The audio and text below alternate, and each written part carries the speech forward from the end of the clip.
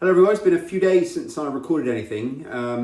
I've just been laid up for a little while really, and just a combination of frustration and inability to do anything because I had this conversation with my daughter. It's one thing to say you can do something with one hand. It's another thing entirely when you're trying to do it with your weak hand. So for those of you who are right-handed, think of using your left hand, and for those of you who are left-handed, think about using your right hand. Just stupid, simple things like writing a few notes or making a cup of coffee are just incredibly difficult. Filling the kettle, all these things are just really, really tricky when I've only got my left hand. So it's just been incredibly frustrating. So as a result, I've spent a ridiculous amount of time this week just lying in bed, watching TV, watching Netflix, things I don't normally do a great deal of. So I've become a little bit demotivated over the last few days, and I'm trying to kick myself back into life today. So I'm going to just get you caught up on a few things around here, how things are going. And, you know, there's a lot of things that you're already going to be aware of. So I've had my brother-in-law Jason come to help me out a couple of times. I've done a video with him previously, and most of you will have seen that. And he's really been helpful with collecting some of the heavier stuff that I can't lift. Right near the start of my injury, maybe 2 or 3 days afterwards, me and my wife went to collect a load of bins, a load of pig feed.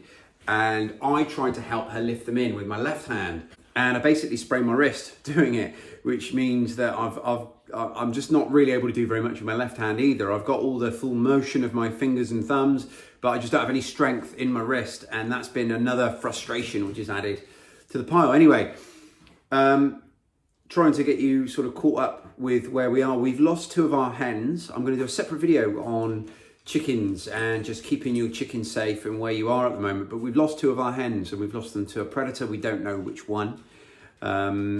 We've also found, or I've found, my wife's found, and then I found, just outside our kitchen, we've found a huge collection of what I believe are honey fungus mushrooms. Look at those beauties. So I'm going to go and harvest those later. There is quite a lot spreading all around the back here as well. And this is obviously my herb spiral. I did a video fairly recently on these. So there's an identification video you can go and check out if you're interested in honey fungus. But these are a great fungus for eating and a really bad fungus to get in your garden. So these guys are almost certainly, I think, attacking the roots of that beech hedge behind us. I could be wrong, but I'll have to do a little bit more investigation into that to find out exactly what's going on there. But what else? We've got, and again, I'm going to be doing a separate video on this as well, which will be going out very soon. We've got bird flu here in the UK. We've actually come under special measures, certainly in England, but I think throughout the UK, to keep the outbreak of the bird flu in check. So I'll be talking in a separate video about all the things that you need to do if you've got hens, because the special measures affect everybody. And if you've got any hens or ducks or geese or poultry of any kind, turkeys, then you actually need to take some steps. I'll talk all about the details of what it is, why it is, and what we need to do in the next video that I release. That'll either be later today or tomorrow, depending on how long editing takes me. And the other thing that I wanted to talk through with you is some composting tips. I've finally decided that we're not able to produce enough compost of our own. So we're doing some things to increase the amount of compost that we produce and also get some in from somewhere else. And none of these things are going to cost any money. So I'm going to do another video on that later today as well. Not sure how long that will take to edit and get out. But anyway, so that's where we are. With regards to my actual injury, so because my surgery was put back by 2 days, basically I need the cast on for 2 weeks. So when my surgery was originally scheduled for the Tuesday, my appointment to have the cast taken off was made for the Monday 2 weeks later. So it would have been 13 days. And then and that was going to be this Monday coming. I'm recording this on Sunday, so it's going to be tomorrow. In my head, I had this sort of target I was aiming for, which was next Monday. You know, tomorrow, the cast is coming off. And I got a phone call on Tuesday or Wednesday of this week to say that because that was too soon after the surgery, where the surgery had been put back, that's now been put back till the Thursday. And that was a really significant date to me. It was a really significant target, and I was very close to it. And that's been put back by nearly a full week.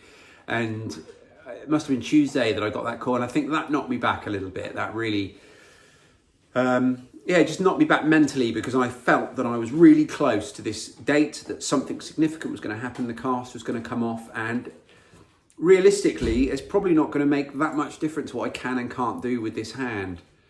I've still got a lot of swelling, you can probably see.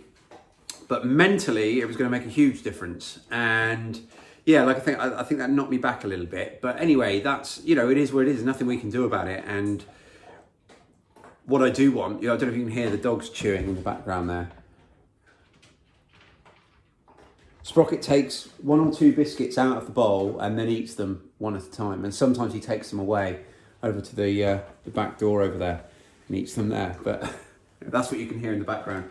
But anyway, so the long and the short of it is, this Thursday, the cast will be coming off, and then I'll be starting some physio. And as of this Thursday, I'll be able, I think, to resume some light duties with my hand. The doctor said that I shouldn't be picking up anything heavier than a cup of tea.